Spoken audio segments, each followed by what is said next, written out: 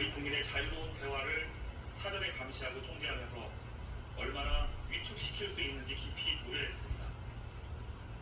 그래서 문제의 심각성을 알리고자 지난 2월 의식 곳곳에 이재명 민주당의 카톡 검열은 인공기라는 현수막을 게시했습니다.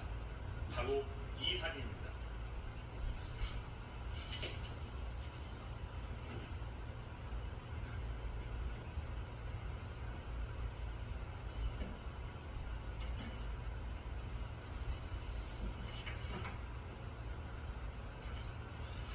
여러분, 북한은 세계 최악의 반민주적인 검열 국가입니다.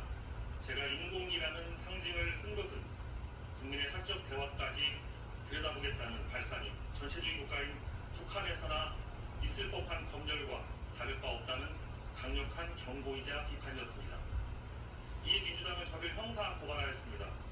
당시 당대표였던 이재명 대통령의 민주당은 이 현수막에 대해 허위사실로 명예를 훼손했다고 주장하며 수사를 의뢰한 것입니다. 그냥 이재명 대통령이라 하지 마.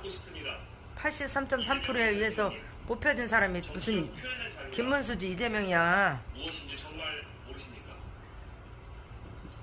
저희 현수막은 검열 가능성에 대한 정치적 의견을 표명한 것일 뿐 허위사실을 적시한 것이 아닙니다. 그 표현이 불편하다고 해서 입술만 하고 고발을 남발한다면 우리는 결국 전체주의의 길로 들어서게 됩니다.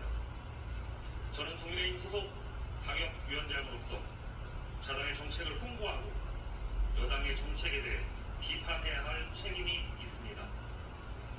국민의힘의 카톡 검열 금지법까지 발의된 상황에서 저는 민주당의 정책이 가져올 위험성을 국민에게 알리기 위해 현수막을 통해 정치적 의사표현을 전달할 것입니다. 심지어 저는 이 현수막을 설치하기에 앞서 관할 선거관리위원회 법률적 검토를 의뢰하였고 공직선거법상 아무런 문제가 없다는 답변을 받았습니다. 정당 활동과 선거 사무를 관장하는 관할 선관위에서 위법이 아니라고 판단한 현수막을 정당법과 공직선거법도 아닌 일반 형법으로 고발하는 것은 나에게 반기를 두는 사람은 어떻게 해서라도 반드시 처벌하고 말겠다는 강력한 정치 보복의 신호탄인 것입니다. 지난 대선 당시 정치 보복이 없을 거란 이재명 대통령 후보의 발언은 이제 대통령이 된 후에는 더 이상 유효하지 않게 된 것입니까? 민주주의 국가에서 표현의 자유, 특히